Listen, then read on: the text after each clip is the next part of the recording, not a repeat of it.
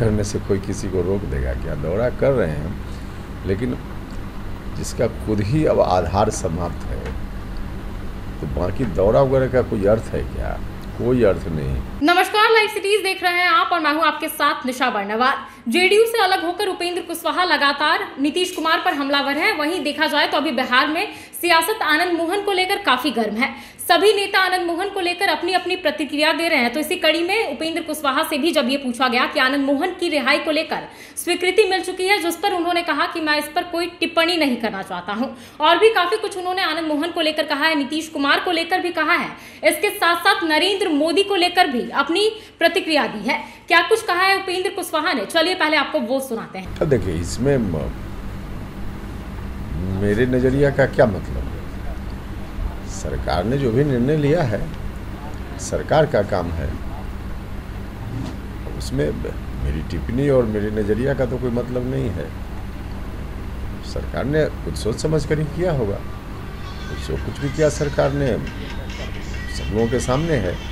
हाँ, सरकार से इतना आग्रह है कि और भी बहुत सारे लोग, जो गरीब लोग, जिनको कोई देखने वाला नहीं है, छोटा छोटा अपराध में 15 साल 20 साल से बंद रहते हैं, कोई उनके परिवार में ऐसा नहीं है कि बेल पिटीशन भी कहीं लेकर जाए, वैसे लोगों के केस पर भी सरकार को विचार करना चाहिए। बाकी जो कुछ किया है सरकार ने अपनी जगह ठीक किया।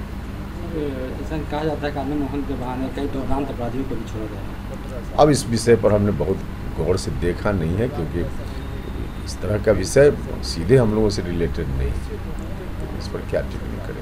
नीतीश जी लगातार कई राज्यों में दौरा कर रहे हैं। अच्छा, दौरा करने से कोई किसी को रोक देगा क्या? दौरा कर रहे हैं, लेकिन जिसका खुद ही अब आधार समाप्त है, तो बाकी दौरा वगैरह का कोई अर्थ है क्या?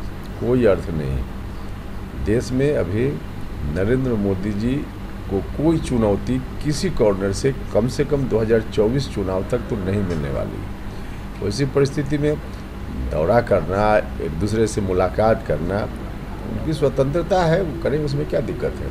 लेकिन एक मौका था नीतीश जी के सामने। नीतीश जी अगर अपनी पार्टी को मजबूती से बनाकर बचा कर रखते तो इस तरह की गुंजाइश हो सकती थी, लेकिन खुद ही उन्होंने ऐसा काम किया कि आज तो उनकी पूरी पार्टी ही बर्बाद है। तो एक बर्बाद पार्टी का नेता कहाँ कुछ कर सकता है? सिर्फ कर रहे हैं तो अब उनकी मर्जी।